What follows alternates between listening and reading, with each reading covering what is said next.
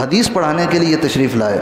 تو جب یہ حدیث کی کلاس میں تشریف لائے تو طلباء کلاس کے اندر اپنی اپنی سیٹوں پر نشستوں پر بیٹھ چکے تھے اور ان کے آگے حدیث کی کتابیں تھیں، اور میں بھی ان کے ساتھ کلاس میں تھا۔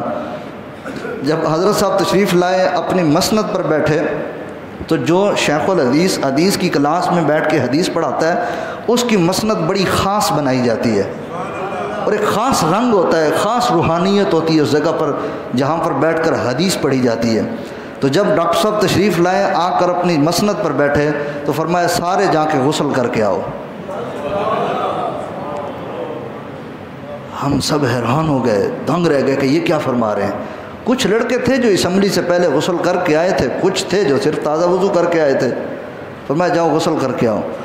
تو اب سارے شش و پنج کا شکار ہو گئے کہ اصل معاملہ کیا ہے، مختلف اور قسم کے خیالات بھی آنا شروع ہو گئے۔ خیر اب استادوں کا حکم تھا، کون ٹال سکتا تھا۔ سارے گئے جا کے جناب غسل کیا، اور غسل کرنے کے بعد دوبارہ کلاس میں آ گئے۔ اب جب دوبارہ کلاس میں حاضر ہوئے تو ایک طالب علم نے ہمت کر کے استادوں سے سوال کیا کہ استاد جی آج بطور خاص غسل کرانے کی کیا وجہ تھی؟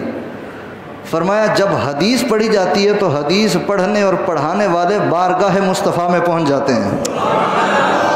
ہائے ہائے اللہ، بارگاہ مصطفیٰ کریم جانے جانا صلی اللہ علیہ وسلم میں پہنچ جاتے ہیں۔ تو میں نے کہا کہ سارے پاک ہو کر غسل کر کے پاکیزہ ہو کر خوشبو لگا کے حضور کی مجلس میں جائیں۔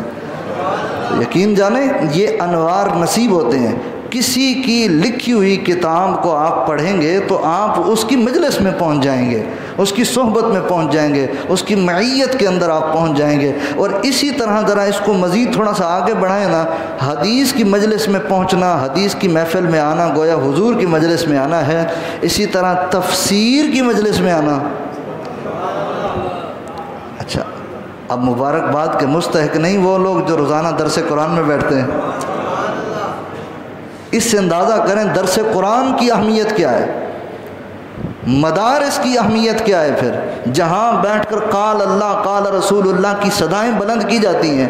ان مجالس کی اہمیت کتنی بلند ہو جاتی ہے کہ جب بندہ اس موضوع کو، اس بات کو سوچتا ہے کہ حفظ کرنے والے جہاں بیٹھ کر سارا دن قرآن پڑھتے ہیں، جب یہ قرآن پڑھتے ہیں، مجھے کوئی اجازت دے تو میں یہ جملہ بولوں کہ جب یہ قرآن پڑھتے ہیں تو کیا انہیں جبرائیل امین کی مجلس نصیب نہیں ہوتی؟ وَإِنَّهُ لَتَنزِيلُ رَبِّ الْعَالَمِينَ نَزَلَ بِهِ الرُّوحُ الْأَمِينُ عَلَىٰ قَلْبِكَ لِتَكُونَ مِنَ الْمُنذِرِينَ بِلِسَانٍ عَرَبِيٍّ مُبِينٍ۔ فرمایا جبرائیل اس قرآن کو لے کر نازل ہوئے کہاں؟ مصطفیٰ کریم جان رحمت صلی اللہ علیہ وسلم کے دل انور پر۔ حدیث پڑھنے والے جب حضور کی مجلس میں چلے جاتے ہیں تو قرآن پڑھنے والے بھی ملائکہ کی مجلس میں چلے جاتے ہیں۔ حدیث پڑھنے والوں کو اگر صحابہ کی مجلس نصیب ہوتی ہے، حضور کی مجلس نصیب ہوتی ہے، تو قرآن پڑھنے والوں کا مقام بھی حضور کے ساتھ ساتھ ہی ہے۔ انہیں بھی حضور سرور کون و مکان صلی اللہ علیہ وسلم کی ہی معیت اور ملائکہ کی معیت نصیب ہوتی ہے۔ حضرات گرامی اسی لیے میں عرض کرتا ہوں کہ جہاں سنیں قرآن کی مجلس لگی ہے، جہاں سنیں حدیث کی محفل لگی ہے، وہاں جایا کریں، ٹھیک ہے؟ جس طرح ہم نعت کی محفل میں جا کر اپنے آپ کو سکون میں محسوس کرتے ہیں کہ ہم محفل نعت میں آئے، آپ محفل حدیث میں بھی آئیں، محفل قرآن کے اندر بھی آئیں۔ اس سے روحانیت نصیب ہوتی ہے، اس سے برکت نصیب ہوتی ہے۔